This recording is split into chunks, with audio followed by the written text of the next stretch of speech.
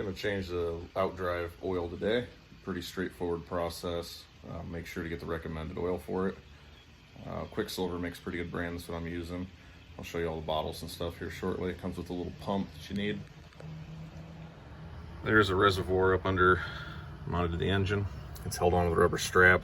Take the strap loose, take your cap off, just dump it out into a container. Pretty easy. There is one plug at the bottom and then a plug at the top. Now I always, no matter if it's transmission or whatever, will break this loose first because that is key. You have to get that plug out to get the suction out of the drive itself so it'll drain. And also when you fill it, that's how you know that it's full. You got all the air bled out of it. So make sure that one's not frozen. That way you don't open the system up and figure it out. Once we get that drained, I put the cap back on, but you take your lower plug out, which actually has a magnet, and then you remove your top plug. And this is, 90 weight gear oil, so it's going to take all afternoon to drain out. There are seals on these as well. This one is lucky. I didn't know that they had an actual seal. I thought they were an O-ring. And mine is a little damaged, but it'll be fine. The mating surface, sealing surface is still fine. Little magnet, clean that off. Top plug doesn't have one, so you keep them straight. Little note here, get the biggest screwdriver you can, because you do not want to round them out. You'll be in big trouble. Let her drain. I'm gonna let it go for probably a good hour anyways. Go do some other stuff for a bit. And then we'll get a hold of the fluid with the pump and get her filled back up. This is the fluid. The one comes with a pump. You can buy the other separate. Again, I got this off Amazon. High Performance Gear Lube's recommended. I know there was a Performance Plus, but I can't find it anymore. I don't know if they just don't carry it or not. But it shows 3/8/16 screw, which I thought was a little big. But I did take a peek at the threaded piece, and that is correct for this drive. I don't really see any part numbers on it, but you get the point. I can take about 2 quarts. So what we'll do is hook the screw and hose to the bottom and start pumping our life away. Pretty slick little setup, screwed right in there. It's plastic, so obviously don't over tighten it. And that's what the color is supposed to be. Not that nightmare. So I'll probably run this, I don't know, 5-10 hours, change it again just to be safe, flush it out good.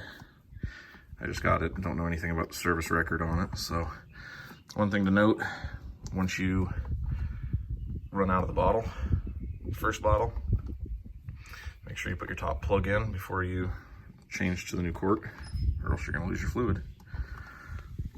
I have a feeling this is going to take a while.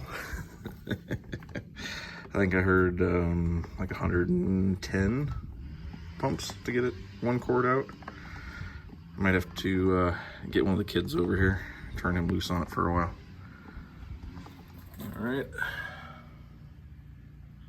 1 1/4, and it started coming out the top. So note to self, around that mark, you're gonna start getting fluid. Now what you're gonna do is keep pumping with the top plug in until we get fluid coming up in our reservoir up here. That way we know all the air's out of the system. So I'll keep to it. Okay, so note to self, once you put your top plug in and you start pushing up into the reservoir, you'll notice the pump has a little bit more pressure as you're pushing it farther up the system. And definitely put a zip tie around this tube before you start, because that pressure was enough that it just popped that hose off and made a mess. So that's kind of a nice little note to avoid anyone else making lovely work of their driveway or garage floor. Zip tie the hose on. You can see we've got fluid. So the system should be bled. I'll top it off to the recommended run line and we're done. About 1.5 quarts minus whatever I spilled. So yeah, definitely 2 quarts will get it done. Also, you're going to want to make sure to put the cap on the reservoir before you take this lower hose off. Other than that, we should be done. Thanks for watching. While we're at it, one nice little note, which I was extremely happy to see, is they put your oil drain for the engine oil on this nice little tube. I was all getting ready for the hand pump down the dipstick fiasco, but that's one nicety that they finally came up with. Oil change is very easy. I'm not going to go over it too much, except for one thing I would recommend is going with a long filter. These things just use standard GM filters, like for a 350. Wix XP's filter down to 35 microns, so I always use them on anything severe duty, I guess is what you'd call it. 51060 XP. Fits perfect. Extra, I don't know, 1/2 quart or something like that of oil. It did take 4 quarts exactly. And again, I used the Quicksilver. Very good stuff. Very happy with the brand so far. I did their plug wires, cap rotor on it as well, and they are just OE fit. Exact lengths, plug ends are good. A little extra dielectric grease on them. That's kind of what I consider yearly maintenance. Oil and outdrive, plugs.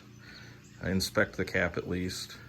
Fuel filter, I'll be doing that next. Once it gets delivered, I'll do its own video for the fuel filter. But other than, I wish I would have put a zip tie on that tube on the nozzle of the pump.